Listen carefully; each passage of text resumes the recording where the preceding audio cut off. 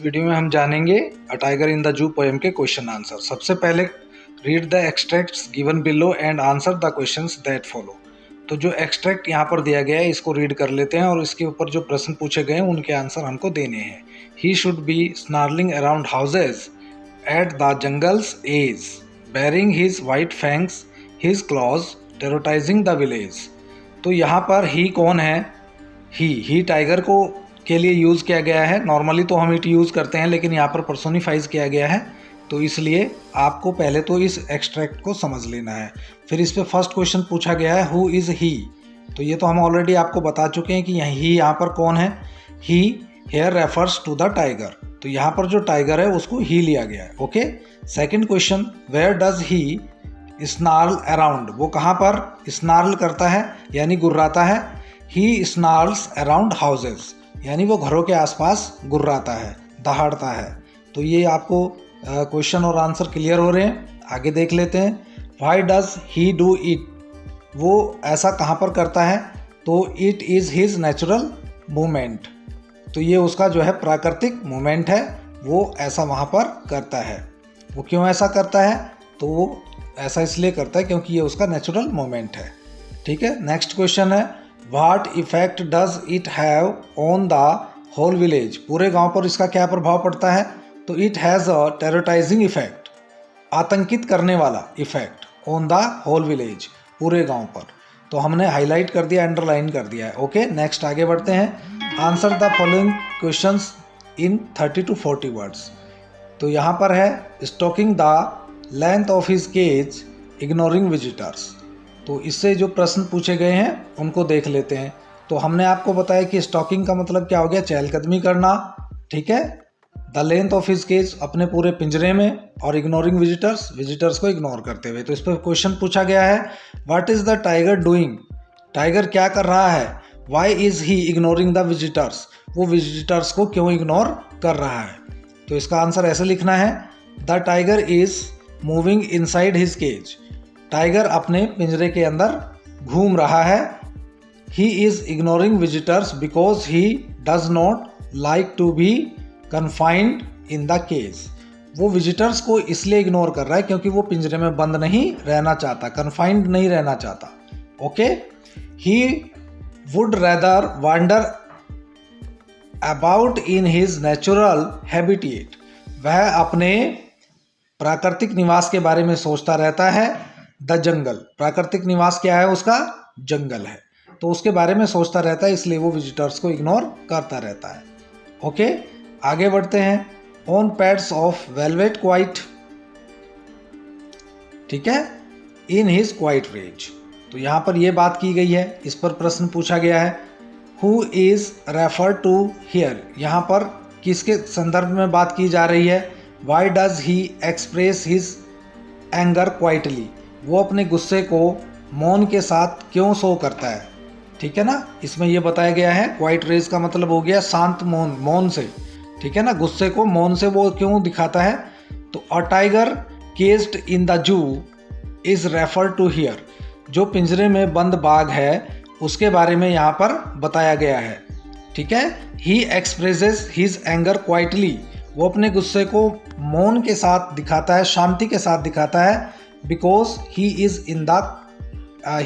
In the confines of his cage, क्योंकि वो पिंजरे में बंद है। Restricted and quite helpless and he is unable to do anything about it. वो देखिए पूरी तरह से प्रतिबंधित है, असहाय है, और वो इस बारे में कुछ नहीं कर सकता। ये सारी बातें बताती हैं कि इसलिए टाइगर जो है वहाँ पर अपने गुस्से में भी मौन रहता है, शांत रहता है। तो ये क्वेश्चन आपको समझ में आ गया, इसका आंसर भी आपको समझ में आ गया होगा। देखिए चाहे CBSE बोर्ड हो या स्टेट बोर्ड हो, इसी प्रकार के क्वेश्चन पूछे जाते हैं। आगे देख लेते हैं एक्सट्रैक्ट बेस्ड क्वेश्चन आंसर में जो 3 मार्क्स के पूछे जाते हैं। Read the following extracts carefully and answer the questions that follow. Question 1, he stalks in his vivid stripes the few steps of his cage on pads of velvet quiet in his quiet rage. तो first question पूछा गया है why the tiger could walk only a few steps. Tiger केवल कुछ ही कदम क्यों चलता है? तो इसका आंसर इस प्रकार से लिखेंगे the tiger could walk only a few steps because he was locked in a very small cage. क्योंकि वो एक बहुत छोटे पिंजरे में बंद है इसलिए वो कुछ ही कदम चल पाता है। ठीक है। Second question, how does the tiger move in the cage? किस प्रकार से वो अपने केज में मूव करता है? तो ये लिखेंगे हम, the tiger moves very slowly and quietly in a threatening way. तो देखिए भयभीत तरीके से वो बहुत धीरे से शांति से अपने कमरे में अपने पिंजरे में चलता है। Okay, next C, what are the two qualities of the animal under preferences? यहाँ पर उस जानवर की कौन सी दो क्वालिटीज के बारे में बताया गया है? तो सी का हम आंसर इस प्रकार से लिखेंगे, the tiger has vivid stripes on his body.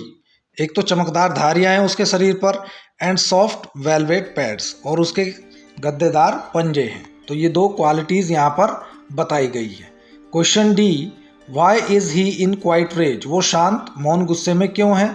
तो यहाँ पर इसका आंसर इस प्रकार से लिखेंगे, he is in quiet rage as he is locked and his freedom has been curtailed. देखिए वो शांत मौन गुस्से में इसलिए है क्योंकि उसकी आज़ादी को काट छांट दिया गया है। Thus he is unable to show his anger and ferocity. तो देखिए वो अपने गुस्से और अपने क्रोध को दिखा नहीं पाता, तो इसलिए वो वहाँ पर असहाय है। तो ये आपको क्लियर हो गया होगा, समझ में आ गया होगा। ठीक है। इस प्रकार से यदि एक्सट्रैक्ट बेस्ड क्वेश्चन आंसर पूछे जाते हैं तो उनके आंसर आप ऐसे लिख सकते हैं। Question 2, he should be lurking in shadow sliding through long grass near the water hole where plump deer pass. तो यहाँ पर भी एक एक नंबर के 4 क्वेश्चन इस प्रकार से पूछे जाते हैं स्टैंजा पर। Who is he here? यहाँ पर ही कौन है? तो he refers to the tiger. तो यहाँ पर ही किसके लिए यूज़ किया गया है? टाइगर के लिए यूज़ किया गया है। Where should he be lurking? ठीक है, उसे कहाँ पर छिपा हुआ होना चाहिए था? तो इसका आंसर इस प्रकार से आप लिखेंगे, he should be lurking in the shadow in the forest. उसे जंगल में छाया में छिपा होना चाहिए था। Question C, where should he be sliding? उसे कहाँ फिसलते हुए होना चाहिए था? तो इसका आंसर है, the tiger should be sliding through the long grass in the forest. जंगल के लंबे घास में उसको सरकते या फिसलते हुए होना चाहिए था। ठीक है। Number D, who would pass through the water hole? पानी के तालाब के पास कौन जाते हैं, कौन वहाँ से गुजरते हैं? तो a plump deer would pass through the water hole. पानी के सोर्स के पास से प्लम्प डियर गुजरते हैं। Okay. Question 3, he should B snarling around houses at the jungle's edge, baring his white fangs, his claws, terrorizing the village। तो देखिए यदि ये स्टैंजा दिया जाए और इस पर इस तरह के प्रश्न पूछे जाएं तो आपको उसके आंसर कैसे लिखने हैं। फर्स्ट है, what does the poet try to suggest through these lines? इन पंक्तियों के माध्यम से कवि क्या बताना चाहता है? तो आंसर है, the poet is trying to suggest that the tiger should be allowed to live in his natural habitat. तो वो बताना चाहता है कि कवि बताना चाहता है कि टाइगर को उसके प्राकृतिक निवास में होना चाहिए। Second question, how does the tiger square the people? लोगों को किस प्रकार से डराता है? तो इसका आंसर लिखेंगे, the tiger scares the people by growing at them and showing his teeth and claws. देखिए ग्रोलिंग यानी उनकी तरफ वो गुर्राता है और उनको अपने नंगे दांत और उनको अपने पंजे दिखाकर वो भयभीत करता है। Question C, why does he snarl? वो क्यों गुर्राता है? तो आंसर है, he snarls to show his anger and helplessness. देखिए हेल्पलेसनेस को वो दिखा रहा है, असहायता को अपनी दिखा रहा है, अपने गुस्से को दिखा रहा है। Question D, how does he show his presence? वो अपनी उपस्थिति कैसे दर्ज करा रहा है? He shows his presence by baring his white teeth and claws. अपने नंगे सफ़ेद दांतों को और पंजों को दिखाकर वो अपनी उपस्थिति दर्ज करा रहा है। तो इसके बाद question number 4, next stanza, but he is locked in a concrete cell, his strength behind bars, stalking the length of his cage, ignoring visitors. तो ये इस पर जो प्रश्न पूछे जाएंगे 4 प्रश्न इस प्रकार से हो सकते हैं। Y does the phrase his strength behind bars suggest? तो ये जो लाइनें हैं ये क्या दिखाती हैं? तो इनका अर्थ है, it means that he is helpless as he is locked in a cage. चूँकि वो पिंजरे में बंद है इसलिए वो असहाय है, तो ये पंक्तियाँ यही शो कर रही हैं। इसके बाद इसमें question B, why does the tiger ignore the visitors, tiger visitors को क्यों इग्नोर करता है? तो इसका आंसर आप लिख सकते हैं, the tiger ignores the visitors because he considers them devoid of feelings as none of them tries to help him out of the prison. वो इसलिए उनको इग्नोर करता है क्योंकि कोई भी विजिटर्स उसको जेल से बाहर निकालने में उसकी कोई मदद नहीं करता। ठीक है, तो इसलिए वो, चूँकि वो उसकी भावनाओं को नहीं समझते, तो इसलिए वो उन पर ध्यान नहीं देता। ठीक है, इसके बाद क्वेश्चन सी को देख लेते हैं कि क्वेश्चन सी में क्या पूछा गया है। What is the tiger doing in the cage, पिंजरे में टाइगर क्या कर रहा है? ठीक है, तो इसका आंसर आपको लिखना है, the tiger is moving slowly and quietly along the length of the cage. वो पूरे पिंजरे में जो है शांति के साथ चहलकदमी कर रहा है, धीरे धीरे घूम रहा है। ओके, इसके बाद question D, what does the expressions stalking the length of the cage imply. तो यहाँ पर जो एक्सप्रेशंस हैं stalking the length of the cage इन लाइनों के, वो क्या हैं? तो ये है, it implies walking to and fro in helplessness. Okay, चूंकि वो ऐसा है इसलिए वो गुस्से में इधर उधर दौड़ रहा है। Question fifth, he hears the last voice at night the patrolling cars and stairs with his brilliant eyes at the brilliant stars. तो इस पे जो क्वेश्चन पूछे जा सकते हैं वो इस प्रकार से होंगे, what kind of voices does the tiger here, किस प्रकार की आवाज़ों को वो सुनता है? तो यहाँ लिखेंगे, the tiger hears the voice coming from the patrolling cars at night, जो पेट्रोलिंग कार्स आती है उनकी आवाज़ को सुनता है। Second question, where does the tiger look at in the night, रात को वो कहाँ पर देखता है? तो आंसर लिखेंगे, the tiger looks at the night brilliant stars shining in the sky at the night.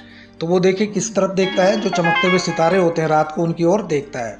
Question C, what do you mean by patrolling, patrolling से आप क्या अर्थ समझते हैं? तो patrolling means to go around an area at regular times to check that it is safe. जब निगरानी करने वाली गाड़ियाँ जाती हैं किसी एरिया में, ये चेक करने के लिए रेगुलर टाइम पर कि वो सेफ है या नहीं, तो उसको पेट्रोलिंग कहते हैं।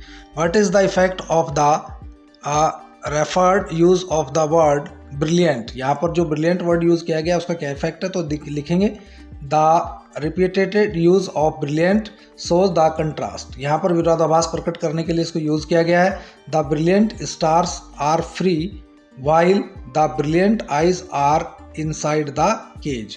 देखिए, ब्रिलियंट स्टार्स जो हैं वो तो स्वतंत्र हैं, लेकिन जो ब्रिलियंट आइज है टाइगर की, वो इस समय केज में बंद हैं। तो इस प्रकार से दोनों में विरोधाभास प्रकट करने के लिए यहाँ पर दो ब्रिलियंट और ब्रिलियंट वर्ड को यूज़ किया गया है। इस प्रकार से आपको इस पूरी एक्सरसाइज को स्टैंजा बेस्ड किस प्रकार से करना है, किस तरह के क्वेश्चन पूछे जा सकते हैं, इस वीडियो के माध्यम से हमने आपको वो बताने की कोशिश की है। प्यारे विद्यार्थियों, आपको इसी प्रकार से अपनी नोटबुक में ये क्वेश्चन आंसर करने हैं। यदि ये वीडियो आपको अच्छा लगा हो तो आप वीडियो को लाइक कर दीजिए, जल्दी से अपने दोस्तों के साथ भी शेयर कर दीजिए, और जो लोग चैनल पर नए हैं उनसे गुजारिश है कि आप चैनल को ज़रूर सब्सक्राइब कर लें, जिससे आने वाली वीडियो के नोटिफिकेशन आपको मिल सकें। फिर से मिलते हैं अगले किसी और वीडियो में, तब तक के लिए थैंक यू सो मच।